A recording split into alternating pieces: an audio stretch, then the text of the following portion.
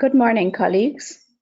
I am Dr. Shanti Singh Anthony, the Knowledge Management Coordinator of PANCAP, and I will be your moderator for today's webinar.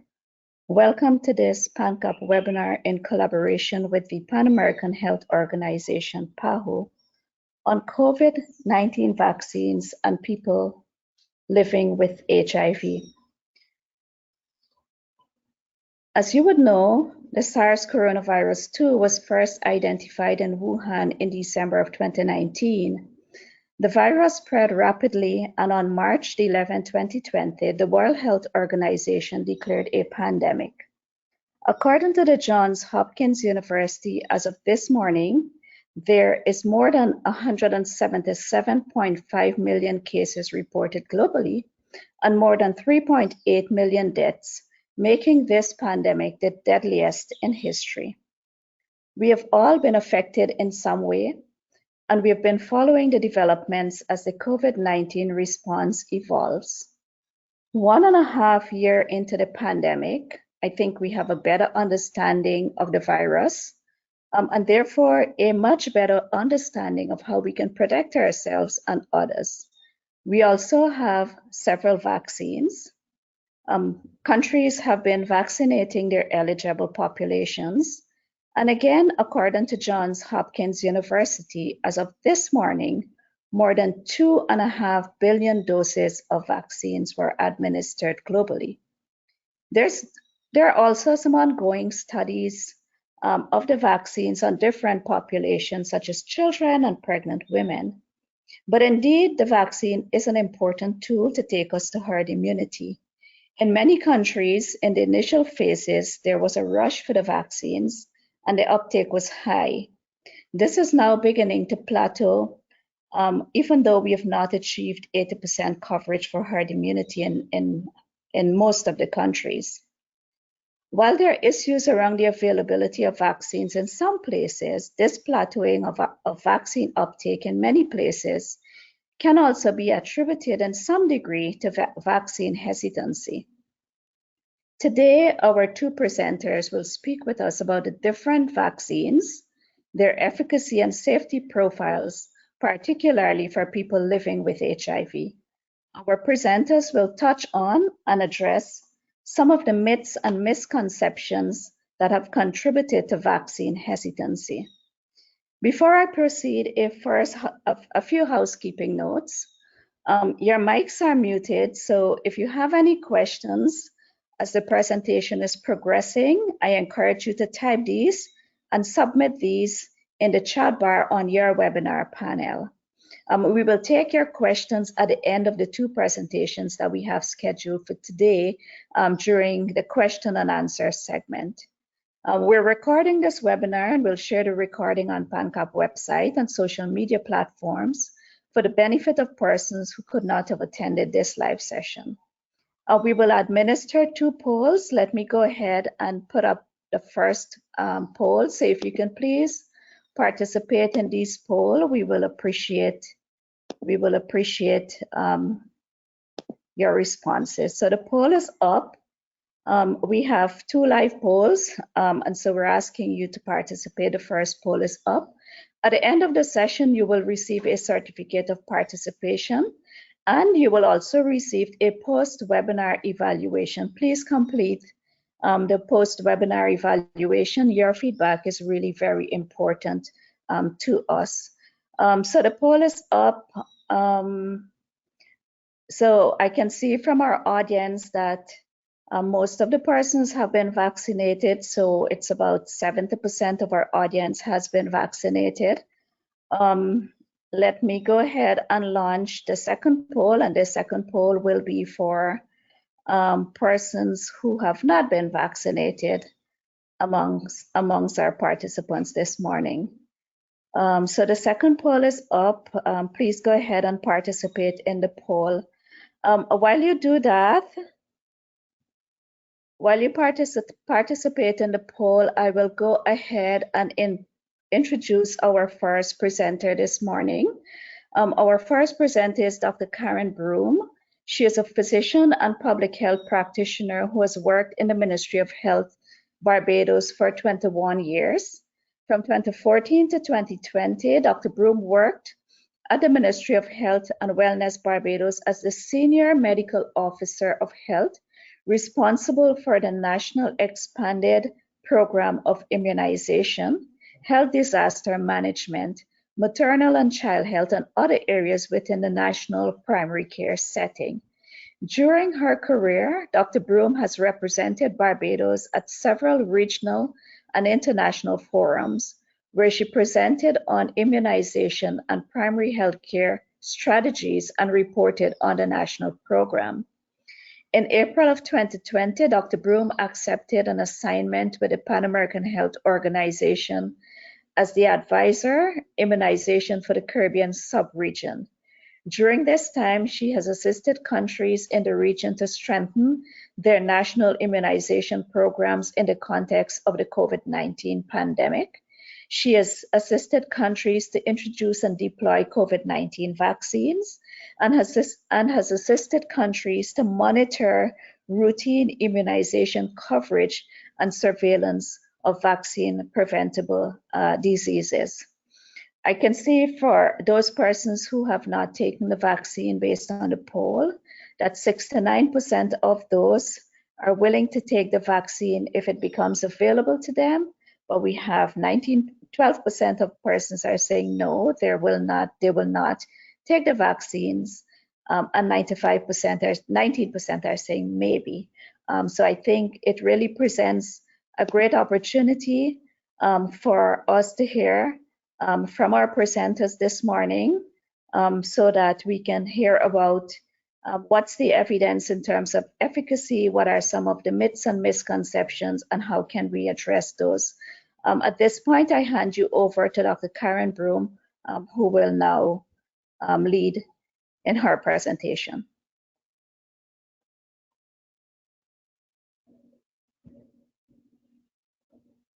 Thank you very much, and good morning to everyone. Can you see my screen? Yes, please, Dr. Broome. Okay, great. I'm just trying to figure out how to, okay, good. And I'm making it bigger. Great, is it in presentation mode? It is. Oh, wonderful. So good morning, everyone, and I'm so happy to be here. And I thank you very much for allowing me to present today on COVID-19 vaccines. So I just wanted to start with a little overview of the impact that COVID-19, the pandemic, has had on all of our lives globally, in our communities and in our homes. It has crippled economies, disrupted lives, livelihoods, and social life.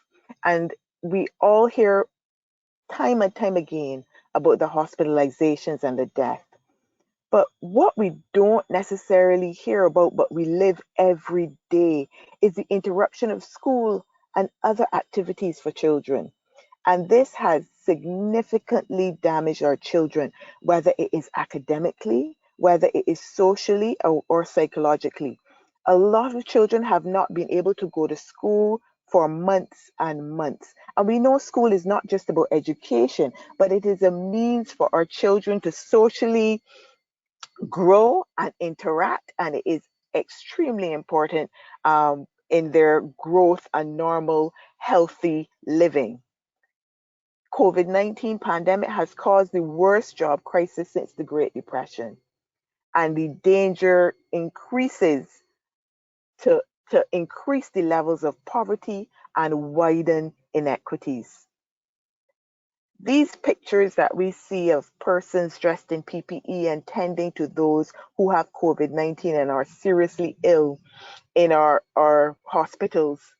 But what we don't talk about is how this has affected the delivery of healthcare services for other patients, how emergency room visits have been decreased, how we have a significant increase in non-COVID out of hospital deaths.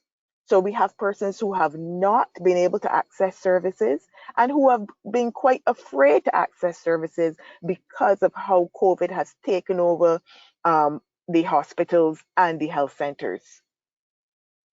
If we look at the cases and deaths as of June the 17th, we see that we have globally over 177 million cases and deaths, over almost 4 million cases, 4 million deaths from COVID-19. In the Caribbean, we have just over 260,000 cases with almost 4,500 deaths. In CARICOM, in terms of how our countries are managing in terms of their status for COVID-19, we see that 15 have community transmission, 5 have clusters of cases, 3 have sporadic cases, and 4 have no cases at all. There are many COVID-19 vaccines in development, and in the clinical phase, we can see here where they all range from. And we see of note that 4 have completed phase 3 and 4 have actually been published. But we know that WHO has granted emergency use listing for 8 of the COVID-19 vaccines. And we can go and look in more detail at these. We know about Pfizer and Moderna. They are from the RNA platform, and they're both 2 doses. To get the complete schedule, it is 2 doses. Pfizer is 3 to 6 weeks apart for the second dose, where Moderna is 4 to 6 weeks.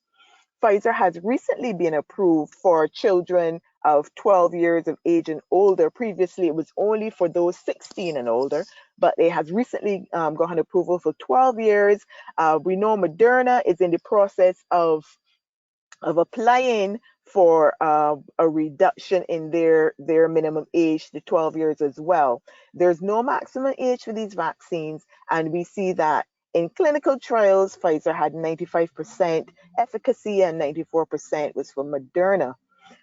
In terms of the cold chain, we know that both of these vaccines, because of the platform, they use the Pfizer uses the ultra cold, but recently they have gotten approval for the usual cold chain of 2 to 8 degrees, so that's refrigeration temperature for 31 days, and Moderna can also be held in the fridge for 30 days. AstraZeneca and Janssen. Janssen, we know Janssen because their claim to fame is really that they only need 1 dose, whereas AstraZeneca is 2 doses. The interval is 8 to 12 weeks. They both have a minimum age of 18 years, and AstraZeneca showed efficacy of 61% in clinical trials, and Janssen was 67% in clinical trials, and both of them can be stored in the standard cold chain refrigeration. The last 2 vaccines that were authorized, Cynopharma and Synovac by WHO, and these are both 2-dose regimens. Sinopharm 3 to 4 weeks apart, Sinovac 2 to 4 weeks, minimum age of 18 years, and the efficacy of the Sinopharm 79%, whereas we see Sinovac 51% in trials, and both can be stored with standard refrigeration. And I know that you're asking what's happening with some of the other vaccines in terms of them receiving their pre-qualification and emergency use listing from WHO. And one of the ones that I get asked about quite frequently is the Sputnik vaccine. And we see here that it is that Sputnik has been providing the data to WHO, and we're hoping that after the inspections are completed, that we can see and all the data has been reviewed, that we will be able to see the Sputnik being approved later this year. And Novavax also, we are just waiting on their dossier so that they can go down the process of being approved as well. So just of interest, looking at the vaccines, the COVID-19 vaccines in clinical phase, we see that we have 14 vaccines that have 1 dose and 66 for 2 doses, and we have one that has 3 doses. In terms of routes of administration, there are 3 that are oral preparations, and the others are injectable. We see here 7 being delivered intranasally. So that's definitely something to look forward to. We hear a lot about the different efficacy of the vaccines, and I just spoke about that. But I want to speak a little bit about why it's important that we not compare vaccines due to efficacy data from trials. And it is important for us to remember or to know that these vaccines were trialed in different populations by different companies with different definitions of what COVID-19 case should be. So some had different case definitions. So some use symptoms of COVID, others use testing if you had a positive PCR test. Some use how long the cases were counted. So some only counted cases up to 14 days, some 3 weeks, some 4 weeks. And not everyone tested their participants frequently. And obviously, if you are having your trials in times of variants that have increased transmissibility, then you're going to get different study data. So it is important that we take each vaccine on its own merit and we don't compare to say, oh, this one is better than another. When you're offered or you go, whatever is offered, you take, because they've all been approved by WHO as being able to prevent severe disease. Variants of concern have been very much in the news and of a topic of conversation amongst technical persons and the members of the public. And here we see, if you look in the red box, the impact of the vaccine on the various variants. Now, recently, the way that we speak about variants and the nomenclature and just about the way that we name the variants has changed. So we now have a system where it is alpha, beta, gamma, and delta. For those of you who are unaware, alpha is the variant that we would have normally have heard was from the UK. Beta is the one that we know is from South Africa. Gamma is the one from Brazil, and delta, the one that originated from India. So if we look in the red box, we see that the alpha variant, we see that we have good protection from severe disease as evidenced by studies. There's limited evidence for beta and very limited evidence for gamma and delta in terms of the effectiveness of the vaccines. We have to wait on, there are studies that have come out, especially for delta. There's a study that came from the UK saying that the delta, that AstraZeneca was very effective against delta, but we have to wait on these studies to be peer reviewed so that we can ensure that the evidence being presented is strong.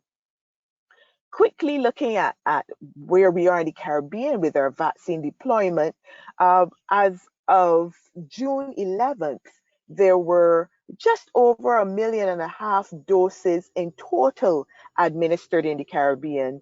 1.1 million doses that were first doses, and just over 500,000 second doses. The AstraZeneca by far is used in most, because it's 17 countries, followed by 12 countries that use Covishield, 6 countries Pfizer, and then we see Moderna, Sputnik, Sinopharm, and Janssen. They are rounding out with 6, 4, 2, 2, and 1 respectively. COVAX facility has been delivering vaccines to Caribbean countries as per their mandate, and as per each country's commitment and request for doses. So far in the first wave, we have 14 countries that would have received vaccines, and they would have received 352,800 vaccines in the first wave.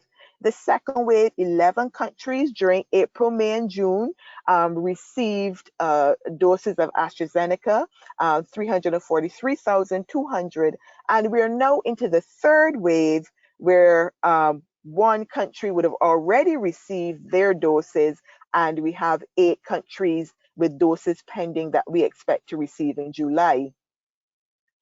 The Caribbean has really been working hard to immunize its populations, and we see here just a chart showing the coverage in several of our countries, and I've added in the United States and the United Kingdom so we can just get a little comparison of how we're doing as compared to some of the very large countries. And we see that the territories are at the top of the chart with coverages of 70% and in the 60s, and they started before the other countries, and they also are quite small, so they were able to get their coverages up quite high quite quickly. But we see lower down the Eastern Caribbean in the 30% and the 20%, along with the large countries like Guyana, Suriname, Trinidad, and Jamaica. So this is a work in progress, and PAHO continues to assist countries to access vaccine and to make sure that the deployment occurs so that persons who wish to be vaccinated can be. In terms of the side effects of the vaccines, most people have mild or no side effects after vaccine. Recently in the news, we've heard about adverse events associated with AstraZeneca, which is thrombosis with thrombocytopenia syndrome, and this is very rare. 5 to 6 cases per million people occurs maybe 3 to 14 days after receiving the vaccine. Now, if we compare that with global data of people who get thrombosis annually, we see that 5,000 per million people over 50 years of age experience blood clots annually. And if we look at those who have developed severe COVID, over 50% of persons who develop severe COVID will develop blood clots. So if we look at the risk, 5 to 6 cases per million with the vaccine as compared to over 5,000 million globally and greater than 50% of persons with severe COVID. We have a lot of news, some of it disinformation, misinformation being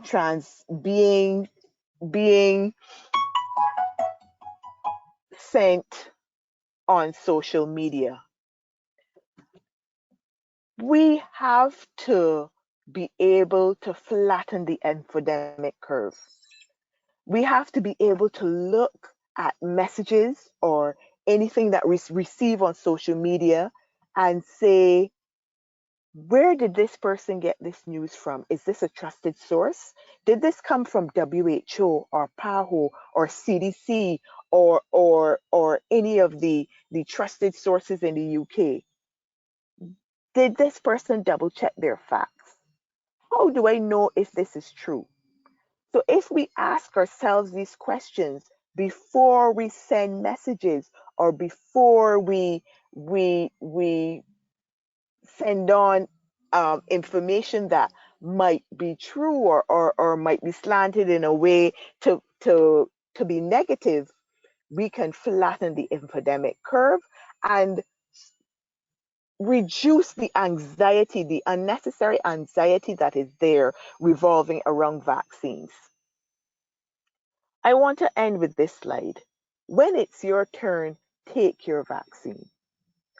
Vaccines have been thoroughly tested and they provide a high degree of protection against getting seriously ill and dying from COVID-19. When you're offered the vaccine, take it. Don't wait. It is important that we protect not only ourselves, but those in our household, those in our communities. And even after getting vaccinated, remember that we have to do our public health precautions. We have to wear a mask, wash our hands, social distance. If we sneeze or cough, we use a tissue, throw it into the garbage, wash our hands. Or if we don't have a tissue, we can cough or sneeze into our elbow. And that we ensure that the spaces that we're in are well ventilated. Thank you very much. Thank you so much, Dr. Karen Broome. This is a reminder to all of our attendees. If you have questions, you can type them in using your webinar panel that you have on your screen. There should be a place for chat, so you can go ahead, type your questions in. We will take them at the end of the presentations. At this point, I'd like to introduce our second presenter. Timothy, if you can please help me with the screen to Dr. Margherita while I do the introduction. So our next presenter is Dr. Margherita Ghiselli. She is the Regional Immunization Public Health Advisor for the Immunization Unit of the Pan American Health Organization in Washington, D.C., where she supports PAHO country offices with the introduction of the COVID-19 vaccines in the countries of the Americas. Dr. Ghiselli earned her master's in public health and doctorate in epidemiology from the University of Minnesota in 2007 and 2012, respectively. In 2014, she started working as an epidemiologist in the Global Immunization Division of the U.S. Centers for Disease Control and Prevention, focusing on improving routine immunization coverage and emergency response operations in the countries of Central and West Africa. Starting in March of 2020, she served as the liaison officer between CDC and PAHO for the COVID-19 response, and in February of 2021, she was seconded full-time to PAHO to support routine immunizations and the rollout of the COVID-19 vaccines. Over to you, Dr. Ghiselli. Thank you so much. Thank you everyone for your attention, and thank you to Dr. Broome for that excellent presentation. I hope you can see my screen well. Yes, we can. Thank you. So the focus of my presentation is going to be on the COVID-19 vaccines and people living with HIV. You have already heard an excellent introduction on COVID-19 vaccines. So with this presentation, we are going to focus on the implementation of these vaccines among this special population. As an outline, we're going to focus very briefly on COVID-19 infections, the current situation in the America, and routine immunization services for people living with HIV. Then we'll focus on the effectiveness of COVID-19 vaccines and the available safety information for people living with HIV specifically. We'll talk again briefly about access to vaccines and prioritization, and we will end with topics that might cause some concerns about the vaccines themselves. So currently in the Americas, in Latin America, the number of infections has increased between 2020 and 2019, but in the Caribbean, it has decreased by 29% over the same period of time. Nonetheless, in Latin America and the Caribbean, about a third of persons are diagnosed late with advanced immunodeficiency still. Finally, another positive news, both in Latin America and the Caribbean, the number of people dying of AIDS-related deaths have decreased once again between 2020, 2010, and 2019. So it is a mixed bag of updates on the situation of HIV in the Americas. Vaccines are critical for people living with chronic health conditions such as HIV, and PAHO strongly recommends that HIV testing and treatment services be offered in conjunction with vaccination services so that the person receives a whole packet of healthcare services at one time. Vaccines, general vaccines, are generally safe for people living with HIV. The only exception would be live attenuated vaccines, which contained a weakened but live form of the germ, which causes the disease, and that can potentially cause infection in people living with HIV. But all other vaccines are perfectly safe. We know that immunocompromised persons, regardless of their HIV status, are at a higher risk of developing severe symptoms of COVID-19. That's why the World Health Organization, the Pan American Health Organization, the U.S. Centers for Disease Control and Prevention, and all other established public health agencies around the world recommend that people living with HIV receive the COVID-19 vaccines. As you have heard from Dr. Broome, to date, the WHO has reviewed and approved 6 COVID-19 vaccines, which are highly effective and safe in preventing hospitalization and death due to COVID-19. And this is for everyone in the general population. And none of these vaccines has any counterindications for people living with HIV. Here is a quick summary of what each one of the vaccines says with regards to people living with HIV specifically. For Pfizer and Moderna, these are not live viruses vaccines, and therefore there is no chance of becoming infected with COVID-19 from this vaccine. It's simply impossible. For persons who are HIV positive, has a well-controlled CD4 count, and are on active antiretroviral therapy, there are no contraindications, they can be vaccinated. And then something that we will see for all 6 vaccines, currently the data on vaccine safety specifically for people living with HIV is not well understood, simply because studies of the vaccines have included people living with HIV, but they have not been designed especially for this population. So we know that the vaccines are safe for the general population, and that we believe they are safe for people living with HIV, and we will see what the record is on that. But to date, there are studies ongoing focusing specifically on the effects of the vaccines and the safety of the vaccines for people living with HIV, but to date, we don't have those results yet. The studies are ongoing. For the AstraZeneca and Janssen vaccines, they include a non-replicating viral vector. So once again, it's impossible to be infected with COVID-19 from this vaccine.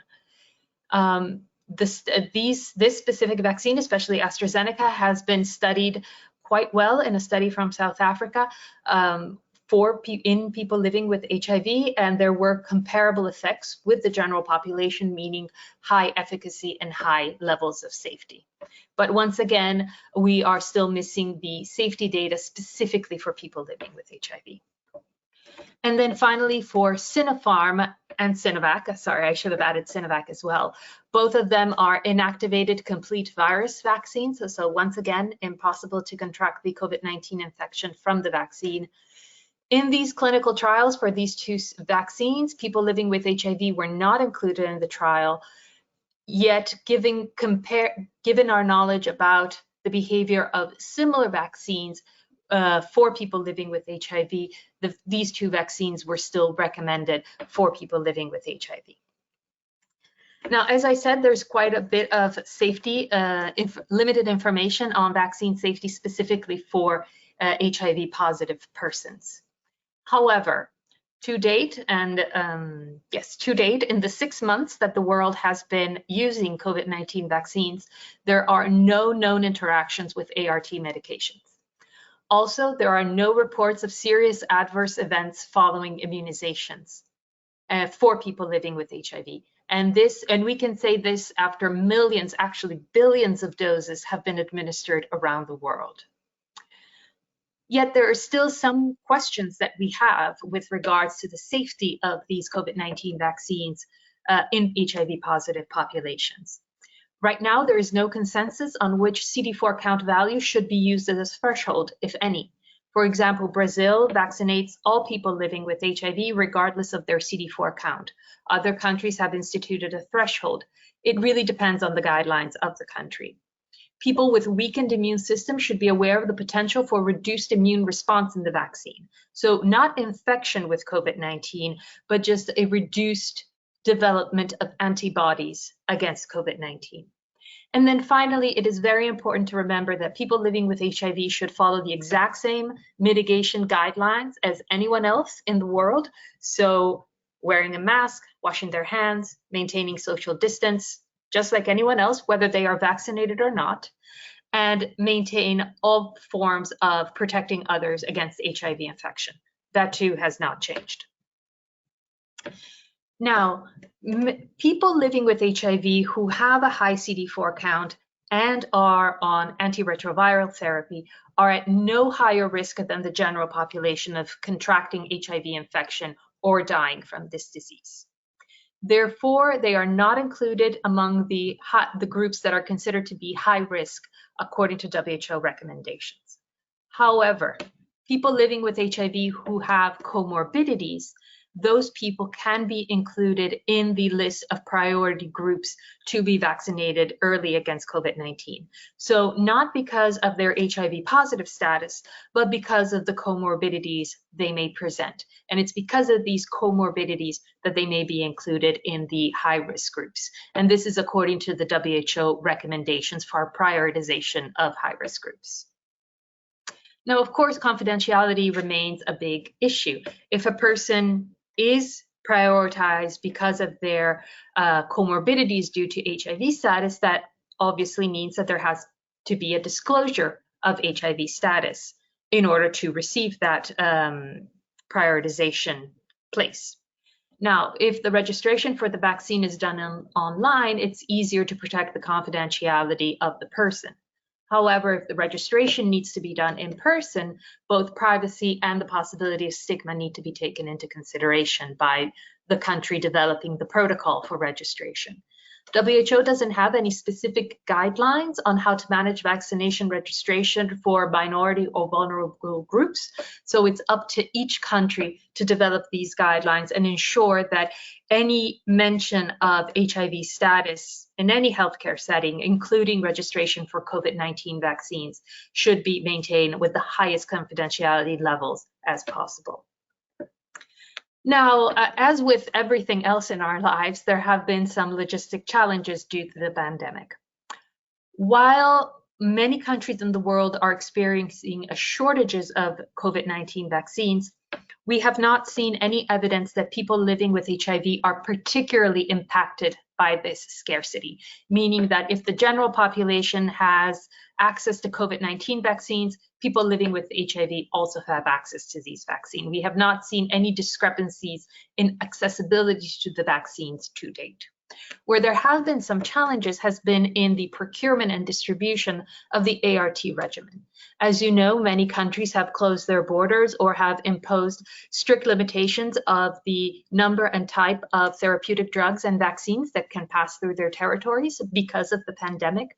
And also India, who is one of the largest, if not the largest, manufacturer of medication and vaccines in the world, is having to curtail drug manufacturing and vaccine production greatly because of their own epidemiological situation and COVID-19 trends in country right now.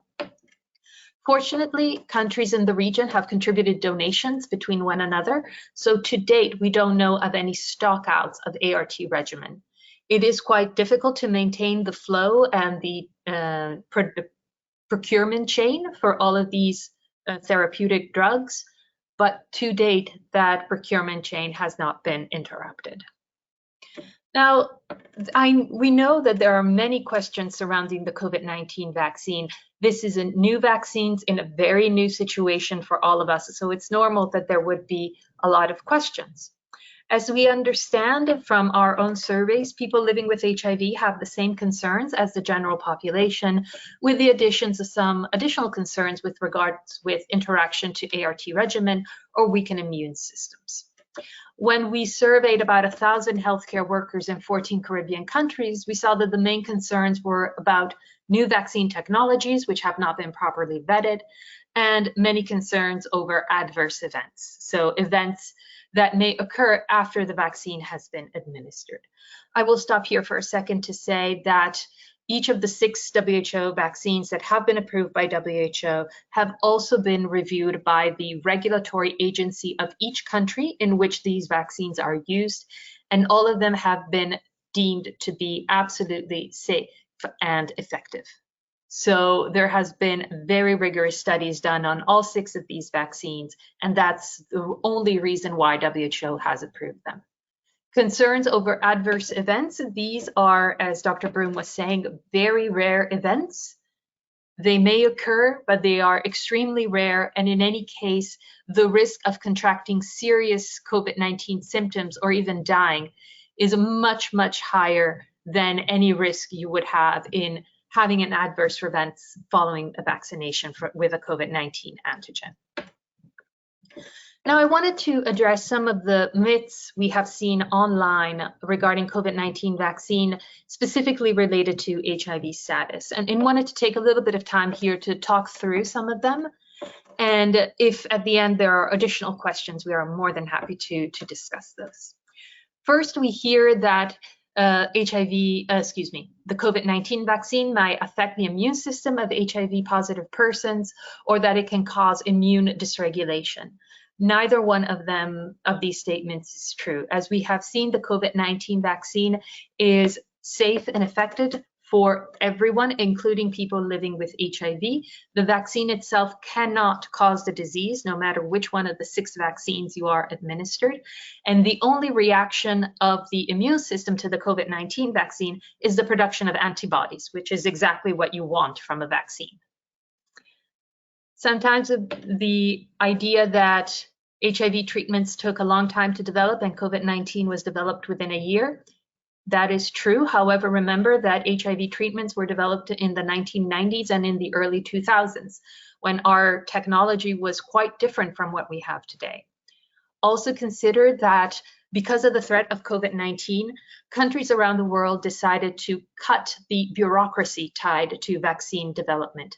However, there has been absolutely no changes in the rigorousness of the clinical trials or the evaluation of these vaccines.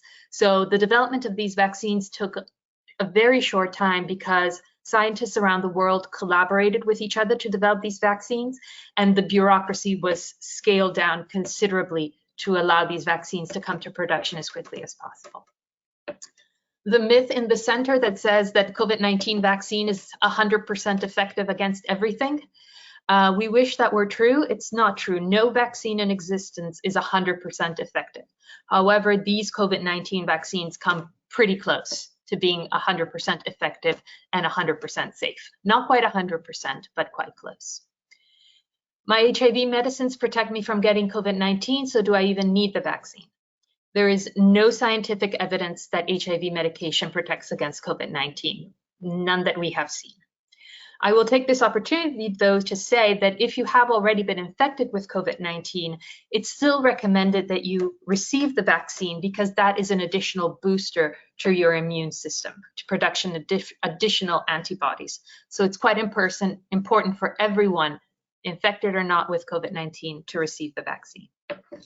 And then finally, points about prioritization for people suffering from diabetes, HIV, hypertension, cancer, heart problems, or who are the elderly. They are not a priority. Well, as we have seen, the WHO recommends exactly these people to receive priority COVID-19 vaccines. The healthcare workers who are most exposed to the virus, the elderly, and people living with these comorbidities. These are exactly the populations who WHO recommends should be prioritized. So these are the some of the information we see circulating online. We as PAHO are very active in replying to people who have questions both on Twitter and through Facebook. So if you have additional questions that we may not address now, those channels of communication are always open to us, and we will provide you with the best information that is available at this time. And then finally, to conclude with next steps, these are the missions that PAHO sets for itself to support people living with HIV. Ensure the continuous availability of essential services, testing and care and treatment during the pandemic, and so far we have done that. making sure that people living with HIV are clearly defined as either being a prioritized group or not being a prioritized group, and spell that very clearly in the country's national deployment and vaccination plan, if that has not already been done. Also make sure that when COVID-19 vaccines arrive, they are equally distributed and that people living with HIV receive the same vaccination coverage. So the same proportion of people with HIV positive status receive the vaccine as in the general population. This means that there are no discrepancies and no stigma. Develop strategies to maintain confidentiality throughout the vaccination process, if that has not already been done. And then, as I said, current studies, not future studies anymore, but current studies are assessing vaccine safety for people living with HIV specifically. And also there is a call to develop studies to assess post-COVID effects in this population, meaning the signs and symptoms of COVID-19 that remain for weeks or months after the infection is resolved. And then finally, here are some key messages.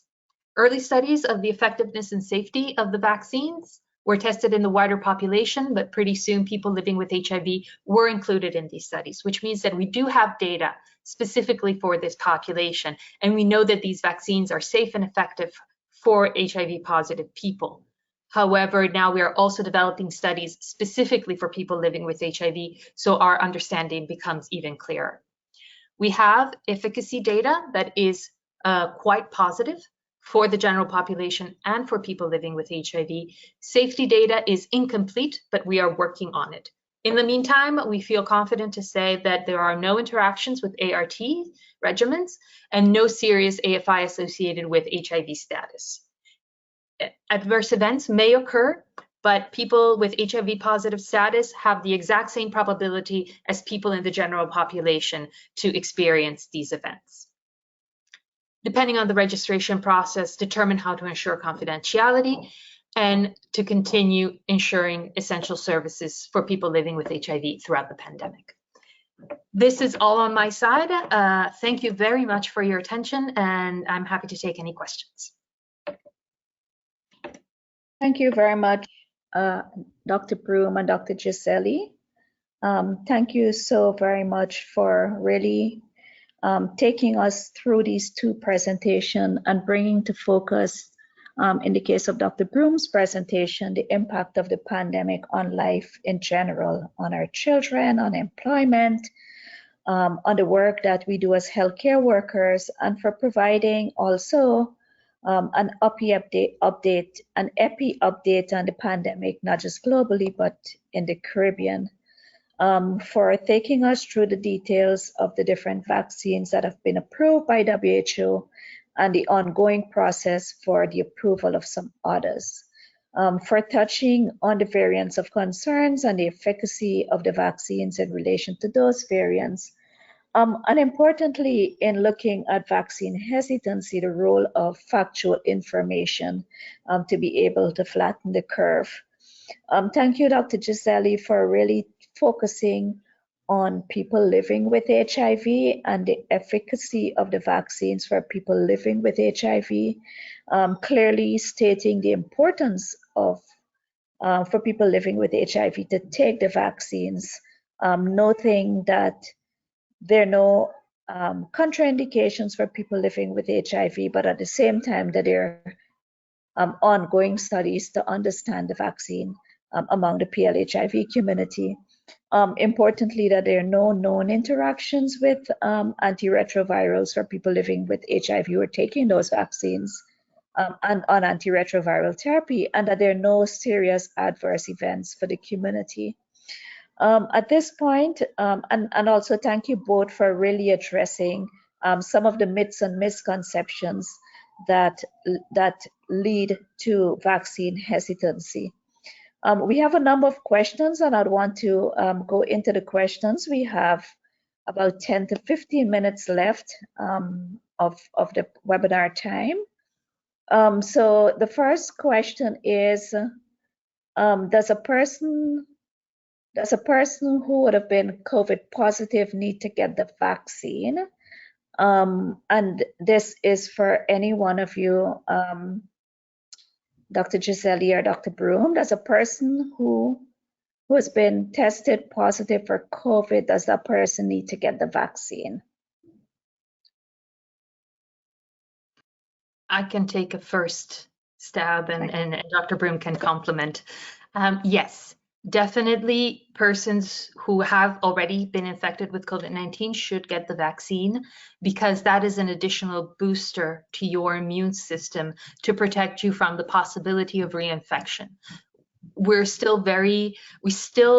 is a new disease and we're still learning a lot from it. So we don't know what the probability of reinfection is, especially with the variants that we are identifying. So it is very important that your immune system be as prepared as possible against the COVID-19 virus, against the disease. So yes, most definitely, if you have an opportunity, get vaccinated, whether you have been infected previously or not. Okay, thank you, Dr. Ghiselli. This question has come up in a lot of the conversations and it's here posted by one of our attendees. How do the vaccines affect clients with hypertension? And I know that you have touched on this, but like I said, this has come up and it has come up particularly among people living with HIV. So the effect of the vaccine on hypertension. So if a person, so the short answer is there is no negative effects of the vaccine on hypertension. However, hypertension puts you in the higher risk category for having severe outcomes or possibly even death from COVID-19. So people living with hypertension are, as WHO recommends, prioritized to receive the vaccine. So I would recommend anyone living with hypertension to receive the COVID-19 as quickly as possible and therefore protect themselves against the disease. Okay, thank you, Dr. Ghiselli. I have two questions that are very specific to Dr. Broome. So the first question is, what are some of the challenges being faced by our larger countries in the region that may account for the single-digit vaccination rates in comparison to some of our smaller countries? That's the first question that's directed specifically to you, Dr. Broome. And the second question, our attendee is saying, thank you, Dr. Broome, for a very concise and clear presentation. Do you have any other strategies that you would recommend for those Caribbean countries to quickly increase receiving their vaccines? Also, are there any accurate data being collected? Are there any accurate data being collected on those who take one dose and get lost and do not return for the second dose? So those two questions I've directed to Dr. Broome. Thank you very much. And those are great questions. The first one about the larger countries, a larger country comes with a larger population. And when you have a large population, you need more vaccine to get a higher coverage. So if I have a population of 50,000, if I get 20,000 vaccines, that will give me a coverage that will put me in the double digits. But if I have a population of 500,000 and I get 20,000 vaccines, you know, I'm vaccinating the same amount of people, but my coverage will be lower because I have a larger population. So the larger countries are doing a good job at vaccinating. They have a good vaccination rate, but there are just so many more people that they need to vaccinate. And access to vaccines at this time is still a concern in the Caribbean. We have relied heavily on donations, on very small bilateral deals, and on COVAX to access our vaccines. So the larger countries will take a little longer for their coverage to come to get where the smaller ones are, but with continued access to vaccine and their continued deployment, they will also get there. It may just take them a little longer. The question that you had about, remind me of the second and third questions again, please, Shanti. Sure, Dr. Broome. So the second question is, give me 1 second, please. The second question is, okay, 1 second, it's taking a while. So do you have any other strategies that you could recommend to Caribbean countries to quickly increase Oh yes, receiving? Yes, I and is remember. there any data that's been collected on second dose? Data collected on Persons one dose. who Oh have yes, taken first okay, dose but not right, last.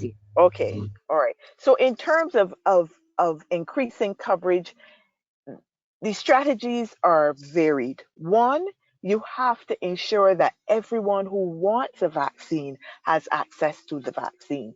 So if that means that you go into your communities, because right now vaccines are accessible at sites on island, it may be in the health centers, it may be in a community site, but if that means that you go into high risk community settings, so you have mobile units that go into settings to encourage persons to take the vaccine. I have a one-on-one so that you can address persons' fears, but you have to make sure that everyone who wants a vaccine can access a vaccine. The other strategy is that there are people that are hesitant. They are undecided, and therefore we have to find out. We have to do a lot of what we call social listening, which is listening to see what are causing people to be hesitant. Is it that they're concerned about side effects? Is it that they're concerned about safety? Is it that they're concerned about myths that they've been hearing? What is it? And we have to address those with targeted communication campaigns. And it is important when we're doing our communication campaigns that persons that are trusted by the communities that we are targeting are the ones to lead the messaging. So the ones who are trusted might be the church leader, the pastor, the reverend. The ones that are trusted might be a high profile community leader. So it is not just about messaging, but it's making sure that the messages that we carry are appropriate to the audience, appropriate to the audience that might have hypertension and diabetes, appropriate to the younger audience who may think, oh well, I don't need to be vaccinated because I'm young and COVID is not going to affect me that much. But so that is also something that we've been trying to educate people about, that yes, that the younger people are not necessarily the ones that we see with severe COVID, but a lot of the younger ones live with their parents, live with their grandparents, or they have high risk jobs where they work in healthcare or they work in the essential services, which puts them more at risk of being exposed. In terms of, so it is about communication strategies that are appropriate and also about the persons who take those messages to make sure that they're trusted, whether it be the healthcare workers or other leaders.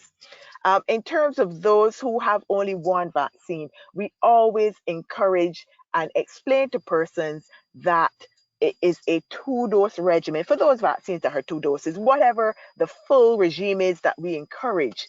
So once you have taken a vaccine that requires 2 doses, we encourage you to get both doses because you don't get the full benefit of the vaccine. So you don't get the full immunity and the full coverage unless you have both doses. There is data saying that 1 dose does give you some protection, but that protection we have seen where it does wane, where it doesn't give you the full protection of 2 doses. So the advice and the recommendation always is get your 2 doses of vaccine in order to be fully protected. Okay, great. Thank you so very much, Dr. Broome. I know that Dr. Ghiselli will have to leave us shortly, so I want to take the opportunity to thank you, Dr. Ghiselli, for your participation at the webinar this morning, for an excellent presentation. But we'll stay on for a few minutes more because we have some more questions, and we have Dr. Broome with us. We also have Ms. Sandra Jones from PAHO who is with us, and so we will respond to a few more questions before we close. And so the next question again is to you, Dr. Broome. And the question is, does PAHO or any individual nations have a centralized site or tool for reporting side effects from each country that can be captured for both people living with HIV and the populations, the general population? And so while the participant, the attendee is saying that while it is helpful to refer to the low rate of adverse events, that this was in the UK and other countries, this was possible because there is an official regulatory agency online tool that's monitoring adverse events. So what it is that we have in the PAHO region, in the Caribbean, and in individual nations to monitor adverse events. Thank you so much for that question. And vaccine safety surveillance is extremely important. And in the Caribbean, we have had systems to monitor adverse events after vaccination for our routine immunization. So those routine immunizations, those routine childhood immunizations, we did have systems in place. What COVID-19 vaccination has done is to make those systems more robust, to help PAHO to assist countries to strengthen these systems that the countries have. Right now, each country has a system of reporting. So whether that system is online via just persons who would have received vaccinations. Also, there's a system where healthcare providers can also report on behalf of persons who have received vaccines. So each country should have a system where adverse events are reported. Some countries did a standalone for COVID-19 vaccine. Other countries incorporated it into their system that they use for vaccines and for other medicines. PAHO has recently introduced and has recently formed a regional safety surveillance committee. And we're also looking to form a sub-regional committee.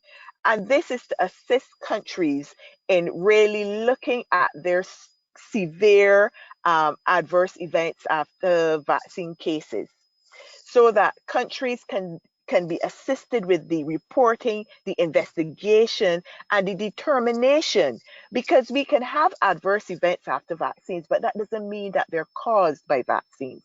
So you have to investigate each case, and then you have to make the determination of what was the cause of the event, if it was the vaccine, or if it was some pre-existing condition, or if it was just coincidental. So PAHO continues to assist countries with this, and we also are assisting countries in implementing a database for documenting their adverse events after vaccination. Whether countries make this database or make their reports public it varies from country to country, but that is a country decision. Thank you so much, Dr. Broome. Again, we have Ms. Sandra Jones from the PAHO Sub-Regional Office. Sandra, please feel free to jump in at any time. I'll take the last two questions, Dr. Broome, and we'll then close. So the next question is on confidentiality. on whether people living with HIV need to disclose their status to get the vaccine. And then the second question is, if you're infected with COVID-19 already, how long after should the person be given the vaccine? And this question actually was further elaborated to say that this attendee is saying that they've seen that persons were given the vaccine soon after the quarantine period is over. If the person did not, during the COVID-19 disease, did not get immunoglobulin treatment or convalescent plasma, but others are saying that there is the need to wait for 90 days. So the question is, what is the recommended guidance? Thank you for those questions. Of course, I only remember the second question and not the first. So let me do the second question and then you can remind me of the first. So the second question is about getting COVID-19 vaccination after having COVID disease. And as you heard from Margherita, it is extremely important that persons who have had COVID still get the vaccination. The recommendation really is that once persons have completed the requirements of isolation and they are not ill, they can get the vaccine. Persons, though, have been encouraged to delay for 3 months. You can delay for 3 months getting your vaccine. You can get it 3 months later. One, because we know you have antibodies already. Vaccines are scarce.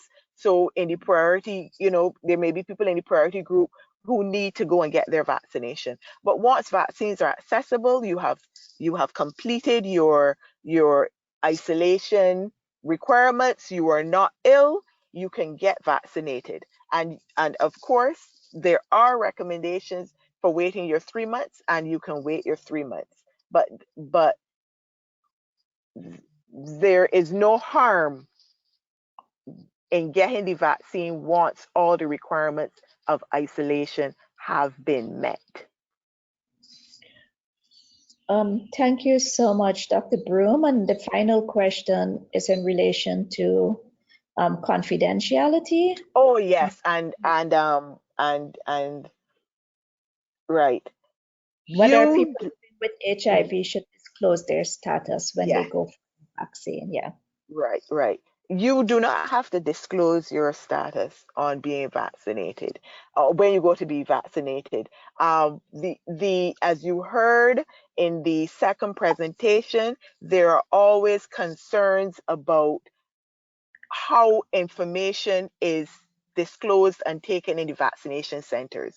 Some of these centers would not have been set up to ensure that what persons say cannot be heard by others around, and so it is important that when you go to be vaccinated, that you assess how do you feel, if you are comfortable, if it is in a healthcare setting where you're in an office and you have that privacy, you can disclose if you are comfortable. But there is no mandate or no recommendation that you disclose your status before getting vaccinated. Okay, great. Thank you so very much again, Dr. Broome. This really brings us to the closing of the webinar. At this point, I wonder, Sandra, do you want to make any comments, any final comments on behalf of PAHO?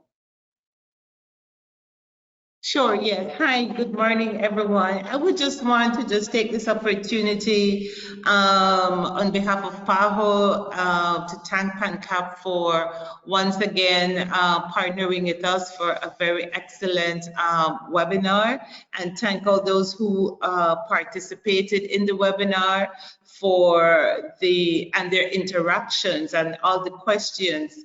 And also thank the presenters. I think it was a very comprehensive presentations, the information shared, very useful, and I hope that those who participated in the webinar today will be able to share this information with their friends, their families, with their neighbors, with their colleagues, and hopefully by doing so, by extension, we could have those who are still sitting on the fence and trying to figure out if they should be vaccinated, that they will make the decision to go and get vaccinated. So thanks again to everyone for participating. Shanti, over to you again. Thank you. Okay, great. Thank you so very much, Sandra. And I want to join Sandra in thanking our presenters today, Dr. Ghiselli and Dr. Broome. As Sandra said, excellent presentations. I found them to be really practical and real. So thank you very much. Thank you, Sandra, to yourself and to PAHO for collaborating with PANCAP on this webinar and on many of our other webinars.